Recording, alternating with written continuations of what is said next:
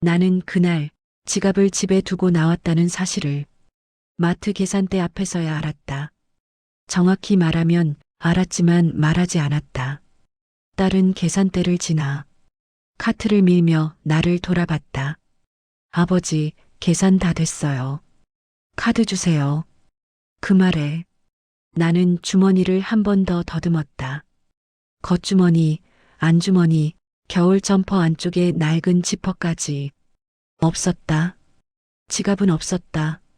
분명히 아침에 꺼내 책상 위에 올려두고 신문을 읽다가 그대로 두고 나온 게 떠올랐다. 그런데도 나는 그 자리에서 아무 말도 하지 않았다. 딸은 성급한 사람이다. 아니, 성급해진 사람이다. 결혼하고 아이를 낳고 맞벌이를 하면서부터 딸은 늘 시간이 모자랐다. 나를 모시고 마트에 오는 날조차 아버지, 빨리 고르세요. 이건 다음에 사요. 그건 집에 있어요. 그 말이 습관처럼 붙어 있었다. 오늘도 그랬다. 쌀포대 앞에서 내가 잠시 멈춰서자 딸은 휴대폰을 보며 말했다. 아버지, 그건 지난번에 산 거예요. 시간 없어요. 그 말에 나는 고개를 끄덕였다. 노인은 원래 고개를 끄덕이는 법을 먼저 배운다. 계산이 끝났고 직원은 봉투를 내밀었다. 결제 도와드릴까요? 그제야 딸은 다시 나를 봤다. 아버지, 카드요. 나는 천천히 말했다. 지갑을 집에 두고 온 것 같구나. 딸의 얼굴이 순간 굳었다. 뭐라고요? 그 목소리에는 놀람보다 짜증이 먼저 섞여 있었다. 아버지, 그걸 지금 말씀하시면 어떡해요. 주변 계산대에서 몇 사람이 우리를 흘끔거렸다. 나는 아무 말도 하지 않았다. 아버지, 진짜. 아? 딸은 계산 직원에게 말했다. 잠깐만요. 그리고 나를 끌다시피 고객센터 앞으로 데려갔다. 고객센터 앞 의자는 차가운 플라스틱이었다. 아버지, 여기 계세요. 제가 집에 갔다 올게요. 지갑만 가져오면 되잖아요. 왜 같이 안 가요? 딸은 한숨을 쉬며 말했다. 아버지, 전 애들 픽업 시간도 있고 오늘 진짜 바빠요. 그 말에 나는 고개를 끄덕였다. 그래. 그럼 여기 임마. 딸은 내가 그 자리에 서 있을 거라곤 생각하지 못했을 것이다. 의자가 있었지만 나는 앉지 않았다. 고객센터 바로 옆 안내 표지판 옆에 나는 조용히 서 있었다. 10분이 지났다. 20분이 지났다. 마트 안내 방송이 몇 번이나 흘러나왔다. 사람들은 오가며 나를 힐끔 보았다. 어르신, 여기서 뭐 기다리세요? 직원이 물었을 때 나는 웃으며 말했다. 딸이 지갑을 가지러 갔어요. 그 말이 입안에서 몇 번이나 맴돌았다. 30분쯤 지났을 때 다리가 저려왔다. 하지만 나는 앉지 않았다. 앉는 순간 이 시간의 의미가 흐려질 것 같았기 때문이다. 나는 생각했다. 딸은 내가 얼마나 오래 기다릴 수 있는지 모를 것이다. 예전엔 내가 딸을 유치원 앞에서 비 오는 날 2시간씩 기다리던 사람이라는 걸 아무 말 없이 서서 그리고 시계는 어느새 일시간을 가리키고 있었다. 그때였다. 마트 자동문이 급하게 열리며 딸이 들어왔다. 숨이 차서 어깨가 들썩였고 손에는 내 낡은 지갑이 들려 있었다. 딸의 눈이 나를 찾았다. 그리고 그 자리에서 꼼짝없이 서 있는 나를 보았다. 의자 바로 옆에서 꼿꼿이 서 있는 나를.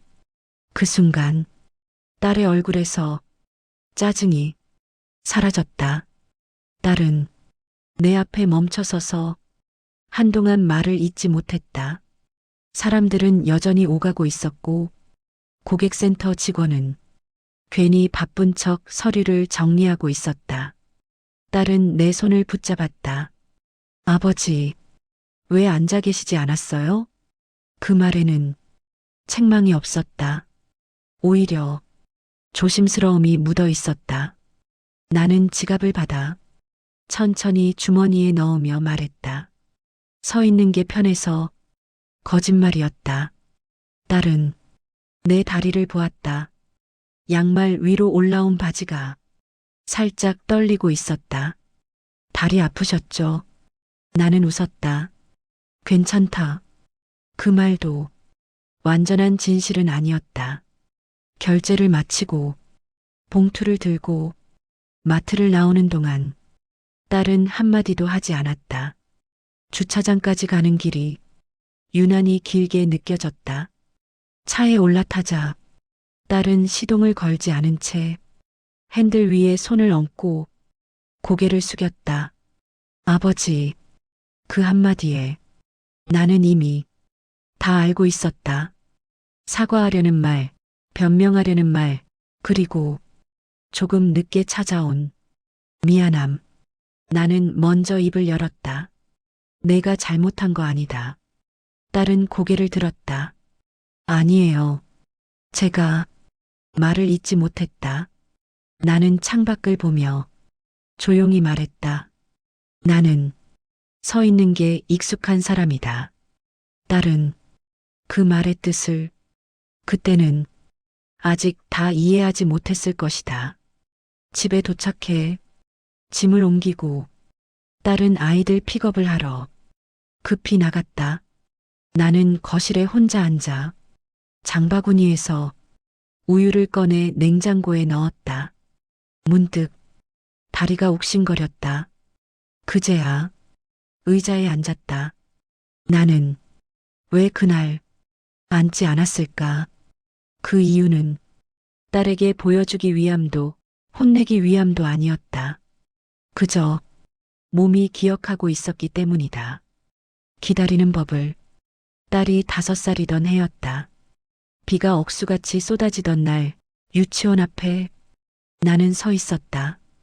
우산은 하나였고 아이들은 하나둘. 부모 손을 잡고 사라졌다. 시간이 지나도 딸은 나오지 않았다. 선생님이 말했다. 아직 안 오셨어요? 나는 고개를 저었다. 괜찮습니다.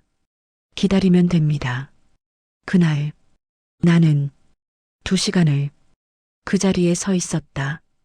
비는 멈추지 않았고 양말은 젖어 발이 시렸다. 그래도 나는 서 있었다. 딸이 문을 열고 나를 보며 달려 나올 때까지 아빠, 그 한마디면 모든 게 괜찮아졌다. 그날 이후 나는 기다리는 사람이 되었다. 학교 앞에서, 병원 복도에서, 학원 문 앞에서. 딸은 한 번도 나에게 왜 앉아 있었냐고 묻지 않았다. 늘 서 있는 모습만 보았기 때문이다. 딸은 나를 모시고 살면서 늘 말했다. 아버지, 힘들면 말씀하세요. 하지만 나는 힘들다는 말을 한 번도 제대로 해본 적이 없다. 말하는 순간 부담이 될까봐. 딸은 효녀였다. 하지만 효녀도 바쁠 수 있다는 걸 나는 알고 있었다. 그래서 마트에서도 병원에서도 늘 뒤에서 따라 걸었다. 말이 느린 노인은 뒤처지는 법을 먼저 배운다. 그날 지갑을 두고 온 건 실수였다. 하지만 서 있었던 건 선택이었다. 딸에게 무언가를 가르치기 위해서가 아니라 내가 어떤 사람으로 살아왔는지 내 몸이 그렇게 했을 뿐이다. 그날 밤 딸에게서 전화가 왔다. 아이들이 잠들고 집이 조용해진 뒤였다. 아버지, 오늘 마트에서 말이 멈췄다. 나는 대답하지 않았다. 기다렸다. 딸은 울고 있었다. 제가 아버지를 너무 당연하게 생각했어요. 그 말에 나는 눈을 감았다. 너도 그렇게 키워졌다. 딸은 한참을 울다가 말했다. 앞으로는 기다리게 하지 않을게요. 나는 그 말이 지켜질지 지켜지지 않을지 알고 있었다. 중요한 건 그날 딸이 알게 되었다는 사실이었다. 그 다음 주였다. 딸은 아이를 데리고 병원에 갔다가 예상보다 진료가 길어졌다. 문자 한 통이 왔다. 엄마, 조금 늦을 것 같아. 딸은 휴대폰을 쥔 채 병원 복도에 서 있었다. 의자는 있었지만 앉지 않았다. 아이를 안고 서 있던 순간 문득 나를 떠올렸다고 했다. 마트 고객센터 앞에서 아무 말 없이 서 있던 나를. 아, 아버지도 이런 기분이었겠구나. 그제야 딸은 기다림이란 게 시간이 아니라 자세라는 걸 알았다고 했다. 딸은 언제부터 그렇게 바빠졌을까? 결혼하고 아이를 낳고 일을 다시 시작하면서 딸의 하루는 쪼개졌다. 시간은 언제나 모자랐고 마음은 늘 앞서갔다. 나는 그 옆에서 조금씩 뒤로 물러났다.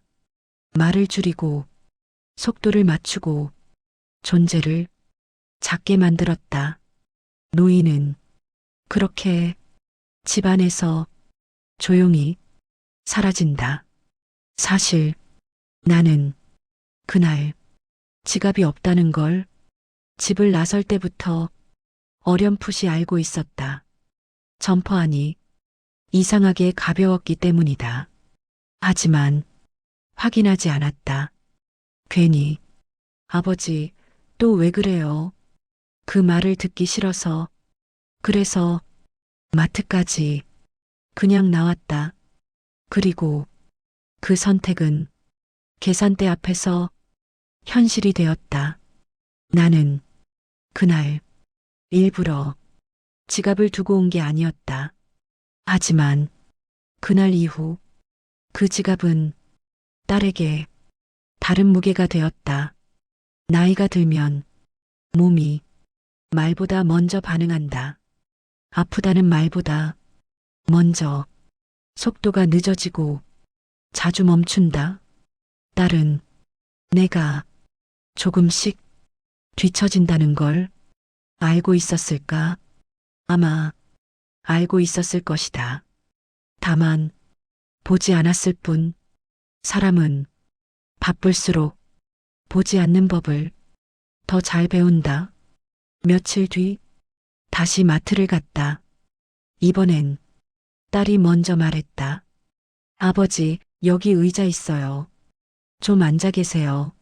나는 그 말이 어색해서 웃었다. 괜찮다. 그러자 딸은 조금 더 크게 말했다. 괜찮아도 앉으세요. 그 말에는 부탁이 섞여 있었다. 나는 그제야 천천히 의자에 앉았다. 딸은 그 앞에서 서 있었다. 딸은 카트를 밀며 자주 뒤를 돌아봤다. 나는 고개를 끄덕였다. 그 작은 변화가 우리 사이에 조용한 다리를 놓았다. 말없이도 서로를 조금 더 보게 되는 어느 날 딸이 퇴근이 늦어졌다. 나는 저녁을 먼저 먹지 않았다. 그저 식탁 옆에 서 있었다. 예전처럼 딸이 문을 열고 들어와 나를 보았다. 나는 말하지 않았다. 딸은 잠시 멈췄다가 조용히 말했다. 그날 딸은 밥을 먹다 울었다. 나는 고개를 저었다. 그 말에 딸은 더 이상 묻지 않았다. 지갑은 작은 물건이다. 하지만 그날 지갑이 없어서 딸이 본 건 돈이 아니라 시간이었고 편의가 아니라 사람이었다. 그리고 서 있는 노인의 등 뒤였다. 나는 이제 앉는 법을 배우고 있다. 누군가 앉으라고 하면 고개를 끄덕이고 자리에 앉는다. 그건 포기가 아니라 신뢰라는 걸 이제는 안다. 그날 이후 지갑은 늘 챙긴다. 하지만 서 있던 그 시간은 내 안에 남아있다. 딸이 조금 늦을 때 나는 말없이 기다린다. 그리고 딸은 절대 나를 고객센터 앞에 혼자 세워두지 않는다. 지갑을 두고 온 날, 그날 우리는 서로의 시간을 처음으로 제대로 보았다. 고객센터 앞 형광등은 낮에도 밤처럼 밝았다. 나는 그 빛 아래서 그림자처럼 서 있었다. 의자는 분명히 있었고 앉으셔도 됩니다라는 말도 몇 번이나 들었다. 하지만 나는 서 있었다. 서 있다는 건 몸을 세우는 일이 아니라 시간을 견디는 일이었다. 노인이 서 있으면 사람들은 불편해한다. 그 시선들이 내 옆을 지나갔다. 하지만 나는 그 시선에 익숙했다. 병원 대기실에서도 은행 창구 앞에서도 언제나 나는 그렇게 서 있었다. 딸은 빠른 사람이다. 결정을 빨리 하고 이동도 빠르고 말도 빠르다. 반면 나는 모든 게 느려졌다. 신발끈을 묶는데 시간이 걸리고 카드 하나 꺼내는데도 순서가 필요하다. 딸은 그 속도를 기다리지 않는다.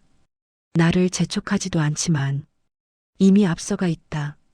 노인은 그 뒤에서 놓치지 않으려 조용히 애쓴다. 지갑은 내 삶의 기록이다.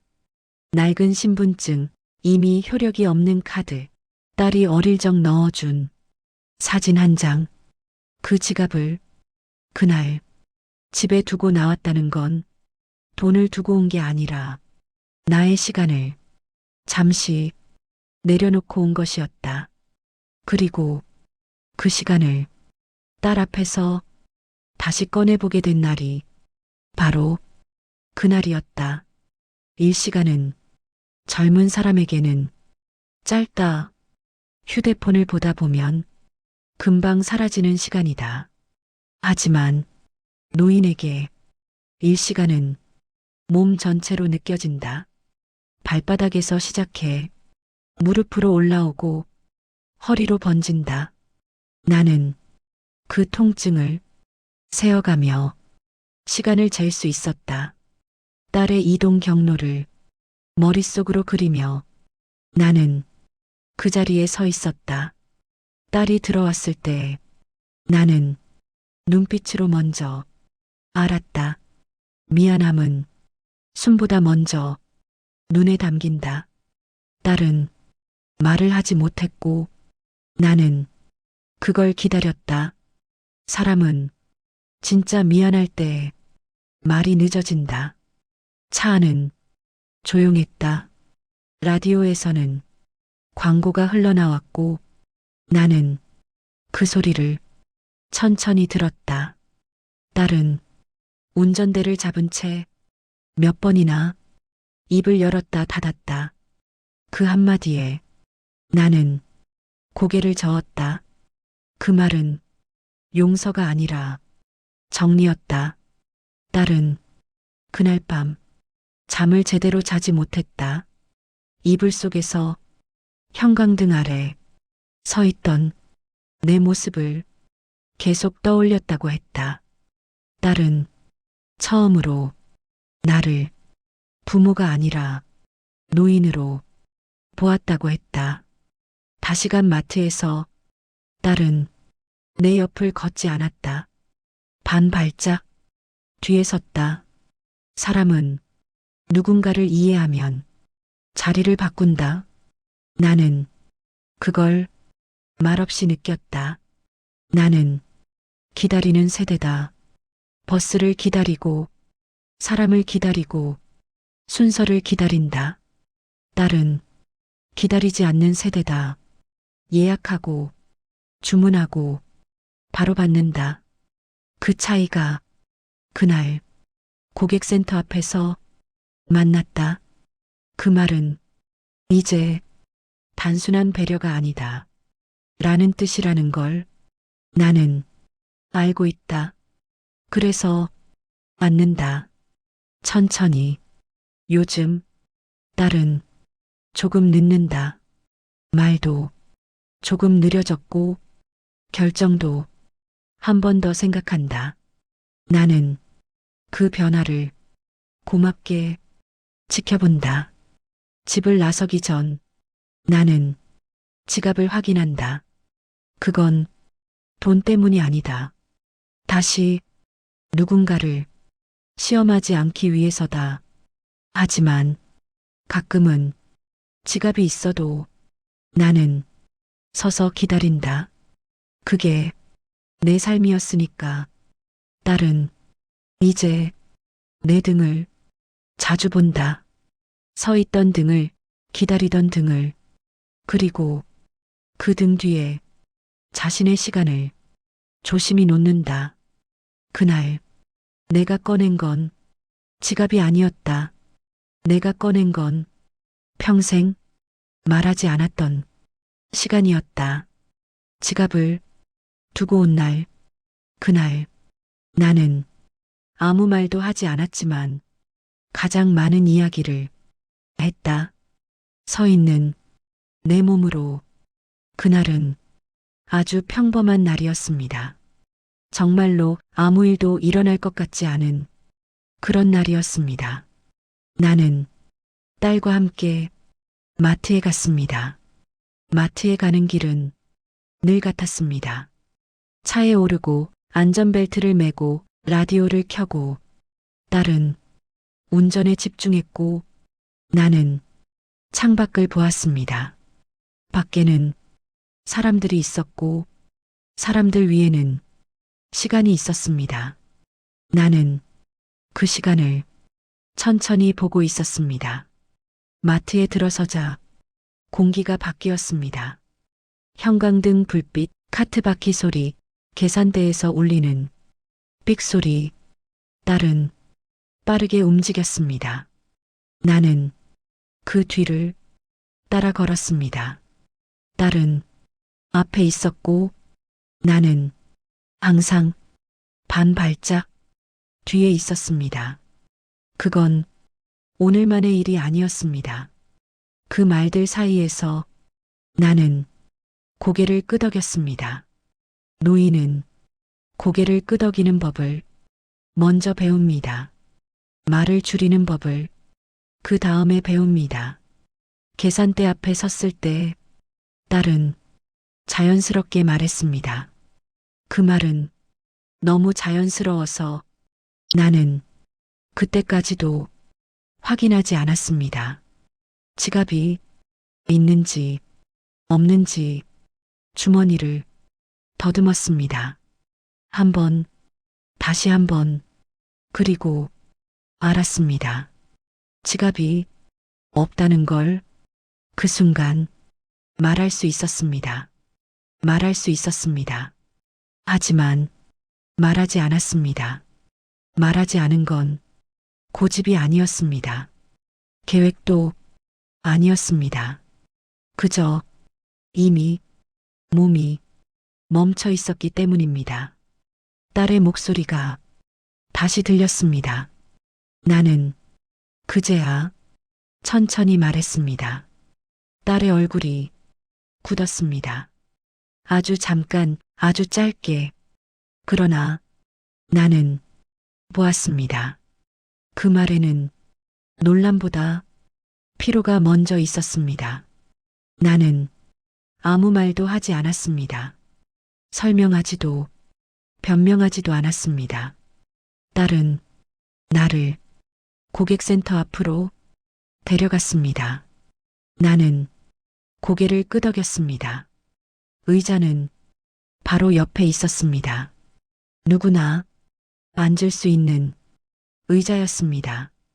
하지만 나는 서 있었습니다. 서 있으면 시간이 다르게 흐릅니다. 발바닥이 먼저 시간을 느끼고 무릎이 그 다음을 느끼고 허리가 마지막으로 알게 됩니다. 나는 그렇게 한 시간을 온몸으로 읽고 있었습니다. 직원이 말했습니다. 나는 웃으며 말했습니다. 괜찮지 않았지만 괜찮다고 말했습니다. 그건 습관이었습니다. 사람들이 지나갔습니다. 어떤 사람은 나를 봤고 어떤 사람은 보지 않았습니다. 노인은 보이는 존재이면서 동시에 보이지 않는 존재입니다. 나는 기다리면서 생각했습니다. 비 오는 날 유치원 앞에서 2시간을 서 있던 나를, 학원 문 앞에서 해질 때까지 서 있던 나를, 그 모든 날에 나는 앉지 않았습니다. 누가 앉으라고 말하지 않았기 때문입니다. 그리고 자동문이 열렸습니다. 딸이 들어왔습니다. 숨이 차서 어깨가 들썩였습니다. 그 손에 지갑이 있었습니다. 그리고 그 눈에 무언가가 있었습니다. 딸은 말하지 못했습니다. 나는 그걸 기다렸습니다. 사람은 진짜 미안할 때 말이 늦습니다. 나는 천천히 말했습니다. 그 말은 거짓이었습니다. 하지만 전부 거짓은 아니었습니다. 나는 평생 서서 살아온 사람이었으니까요. 딸은 그날 차를 몰고 집으로 가면서 운전대만 보았다고 했다. 앞을 보고 있었지만 사실은 아무것도 보지 못했다고 했다. 신호등이 몇 번이나 바뀌었는지 기억나지 않았고 옆 차선에 어떤 차가 있었는지도 기억나지 않았다. 머릿속에는 오직 한 장면만 남아 있었다. 형광등 아래 꼿꼿이 서 있던 아버지의 모습. 딸은 속도를 냈다가 다시 줄였다. 괜히 빨리 가면 그 장면에서 도망치는 것 같았고, 괜히 천천히 가면 더 오래 그 자리에 머무는 것 같았기 때문이다. 그래서 딸은 속도를 계속 바꾸었다. 마치 마음처럼. 집에 도착했을 때 딸은 차 안에서 한동안 내리지 못했다. 시동을 끄고도 손을 운전대 위에 올려둔 채였다. 그 손이 조금 떨리고 있었다. 그제야 딸은 깨달았다. 아버지는 그날 아무 말도 하지 않았지만 자신은 아주 많은 말을 들었다는 것을.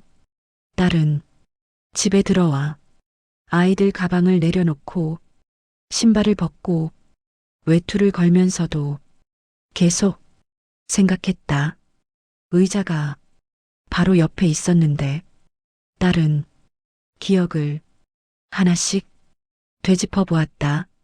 어릴 적 비 오는 날, 유치원 앞, 자기는 기억하지 못했지만 사진으로 본 적은 있었다. 비에 젖은 바지, 조금 구부정한 허리, 우산을 자기 쪽으로만 기울이던 아버지의 모습. 그때도 아버지는 서 있었다. 딸은 그동안 그 장면을 추억이라고만 생각했다. 힘들었겠다는 생각은 하지 않았다. 왜냐하면 아버지는 언제나 괜찮다고 말했기 때문이다. 말하는 사람도 듣는 사람도 그 말 하나로 상황을 정리할 수 있다. 하지만 딸은 그날 처음으로 그 말을 의심하게 되었다. 정말 괜찮았을까? 그날 밤 딸은 잠자리에 누워서도 눈을 감지 못했다. 눈을 감으면 형광등 불빛이 먼저 떠올랐고 그 아래 서 있던 아버지가 뒤따라 나왔기 때문이다. 아버지는 움직이지 않았다. 말도 하지 않았다. 그저 서 있었다. 딸은 그 자리에서 아버지가 무슨 생각을 했을지 상상해 보았다. 그 질문들 끝에는 항상 같은 생각이 돌아왔다. 다음 날 아침, 딸은 아이를 데리고 병원에 갔다. 접수는 빨랐고 대기는 길었다. 의자는 몇 개 없었고 사람은 많았다. 딸은 아이를 안고 복도에 서 있었다. 처음에는 아무렇지 않았다. 하지만 시간이 지나자 팔이 아팠고 다리가 저려왔다. 아이의 무게가 갑자기 무겁게 느껴졌다. 그때 딸은 문득 고개를 들었다. 형광등 불빛 아래 자신이 서 있었다. 그 순간 마트 고객센터 앞에서 서 있던 아버지가 겹쳐졌다. 딸은 그때 작게 소리를 냈다. 아무도 듣지 못했지만 딸은 확실히 느꼈다. 아버지는 이런 자리에 수없이 서 있었겠구나. 딸은 의자를 찾았다. 의자를 찾다가 문득 생각했다. 그리고 그 질문의 끝에서 하나의 답이 조용히 올라왔다. 아버지는 의자를 찾는 법을 배운 적이 없었기 때문이다. 딸은 아이를 의자에 앉히고 자기는 그 앞에 서 있었다. 이번에는 일부러였다. 아버지가 서 있었던 그 높이에서 세상을 보고 싶었기 때문이다. 그날 이후 딸은 조금씩 변했다. 아주 눈에 띄지 않게 마트에 가면 아버지보다 먼저 걷지 않았다. 카트를 밀 때도 속도를 맞췄다. 말을 조금 늦게 했고 결정을 한 번 더 확인했다. 그 말은 습관처럼 나왔다. 전에는 의뢰였던 말이 이제는 확인이 되었다. 아버지는 그 변화를 말하지 않았지만 알고 있었다. 노인은 사람의 변화를 말보다 먼저 느낀다. 어느 날 딸은 아버지에게 물었다. 아버지는 잠시 생각하다가 말했다. 딸은 그 말의 뜻을 그때도 완전히는 이해하지 못했다. 하지만 마음 어딘가에 그 말이 천천히 내려앉았다. 딸은 그날 이후 알게 되었다. 기다림에는 목소리가 없다는 걸, 서 있는 사람은 자기를 설명하지 않는다는 걸, 그리고 그 침묵이 얼마나 큰 말인지. 딸은 이제 누군가를 기다리게 하면 불안해진다. 의자가 있는지 먼저 본다. 서 있는 사람을 먼저 본다. 그게 그날 아버지가 남기고 간 시간이었다. 형광등 아래 서 있던 그 한 시간이 딸의 삶 안으로 조용히 걸어 들어왔다. 그리고 아직도 나오지 않고 있다.